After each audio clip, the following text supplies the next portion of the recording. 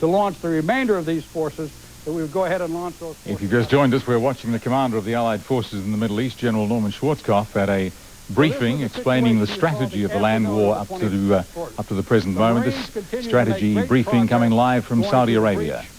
In this area, and we're moving rapidly north. The Saudi task force on the East Coast was also moving rapidly to the north and making very, very good progress. We launched another Egyptian Arab force in this location and another Saudi force in this location, again to penetrate the barrier, but once again to make the enemy continue to think that we're doing exactly what he wanted us to do, and that's make a headlong assault into a very, very tough barrier system, a very, very tough mission for these folks here. But at the same time, what we did is continued to attack with the French. We launched an attack on the part of the entire 7th Corps, where the 1st Infantry Division went through, breached an obstacle and minefield barrier here, established quite a large breach through which we passed the 1st British Armored Division. At the same time, we launched the 1st Armored Division, the 3rd Armored Division, and because of our deception plan and the way it worked, we didn't even have to worry about a barrier. We just went right around the enemy and were behind him in no time at all. And the 2nd Armored Cavalry Division. And I ought to talk, and the 24th Mech Division also launched out here in the far west, and I ought to talk about the 101st because this is an important point. Once the 101st had their forward operating base established here, they then went ahead and launched into the Tigris and Euphrates Valley. There's a lot of people who are still saying that the object of the United States of America was to capture Iraq and cause a downfall of the entire country of Iraq. Ladies and gentlemen, when we were here, we were 150 miles away from Baghdad, and there was nobody between us and Baghdad. If it had been our intention to take Iraq, if it had been our intention to destroy the country, if it had been our intention to overrun the country, we could have done it unopposed for all intents and purposes from this position at that time. But that was not our intention. We had never said it was our intention. Our intention was purely to eject the Iraqis out of Kuwait and destroy the military power that had come in here. So this was the situation at the end of February the 24th in the afternoon. Next, please. The next 2 days went exactly like we thought they would go. The Saudis continued to make great progress up on the eastern flank, keeping the pressure off the Marines on the flank here. The Special Forces went out and started operating small boat operations out in this area to help clear mines, but also to threaten the flanks here and to continue to make them think that we were, in fact, going to conduct amphibious operations. The Saudi forces that came in and took and Arab forces that came in and took these 2 initial objectives turned to come in on the flank heading towards Kuwait City, located right in this area here. The British UK passed through and continued to attack up this flank, and of course the 7th Corps came in and attacked in this direction as shown here. The 24th Infantry Division made an unbelievable move all the way across into the Tigris and Euphrates Valley and proceeded in blocking this avenue of egress out, which was the only avenue of egress left because we continued to make sure that the bridges stayed down. So there was no way out once the 24th was in this area, and the 101st continued to operate in here.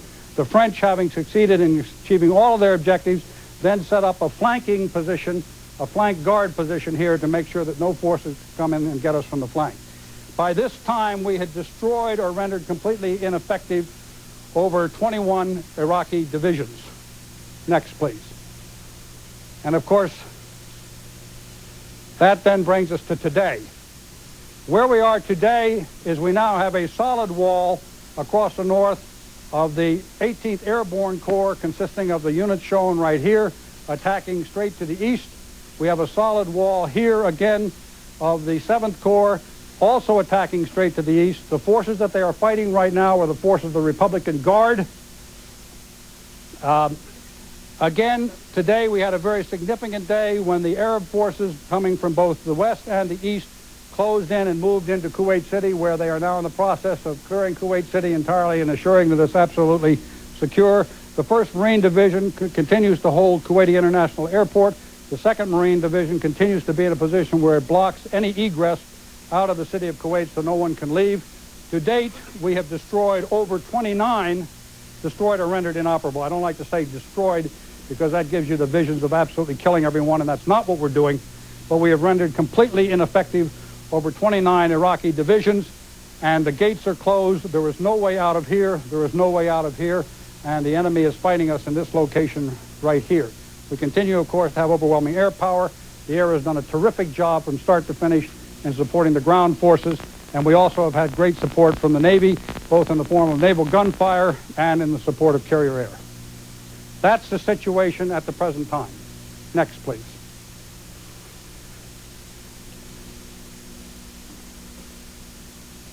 At the moment we're looking in on a press conference, a strategy conference being conducted by General Norman Schwarzkopf, bringing reporters up to date on the state of the war. Of course, we had the terrible misfortune of the Scud attack the other night, which again, because the weapon malfunctioned, it caused death, unfortunately, rather than a proper function.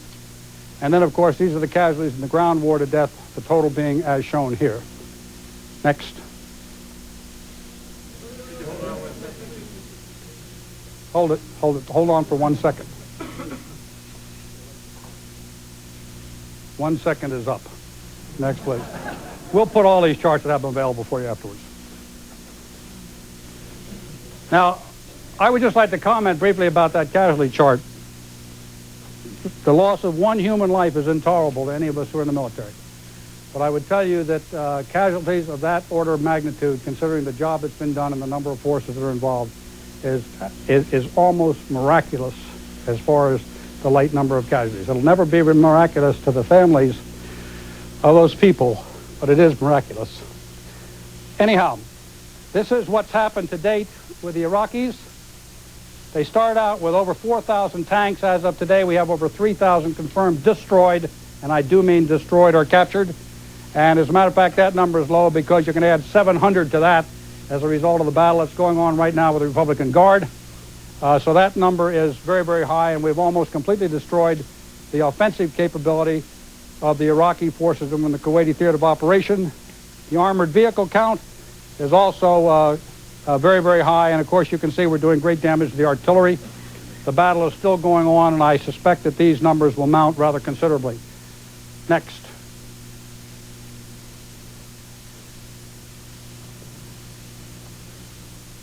I wish I could give you a better number on this, to be very honest with you.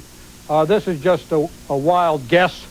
It's an estimate that was sent to us by the field today at noontime, but the prisoners out there are so heavy and so extensive, and obviously we're not in the business of going around counting noses at this time to determine precisely exactly what the exact number is. But we're very, very confident that we have well over 50,000 prisoners of war at this time, and that number is mounting on a continuing basis.